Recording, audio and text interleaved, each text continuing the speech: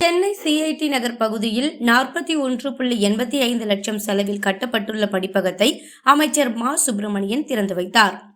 திராவிட முன்னேற்ற கழகம் ஆட்சியில் கடந்த 5 ஆண்டுகளில் பல்வேறு துறைகள் மிக சிறப்பாக செயல்படுகிறது. அதில் ஒன்று நூலகம்.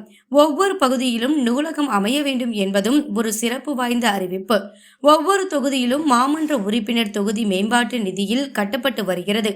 அதன் தொடர்ச்சியாக தியாகராய நகர் தொகுதிக்கு உட்பட்ட சிஐடி நகர் 141வது வார்டு கெனால் பேங்க் சாலையில் மாமன்ற உறுப்பினர் ராஜா அன்பழகன் அவர்களின் தொகுதி மேம்பாட்டு நிதி ரூபாய் 41.85 லட்சம் செலவில் கட்டப்பட்டுள்ள குளிர்சாதன வசதியுடன் கூடிய முதல் தளம் கட்டிடத்தை மக்கள் பயன்பாட்டிற்கு மக்கள் நல்வாழ்வுத்துறை அமைச்சர் மா சுப்பிரமணியன் அவர்கள் கலந்து கொண்டு நிறை குறைகளை கேட்டறிந்து திறந்து வைத்தார்.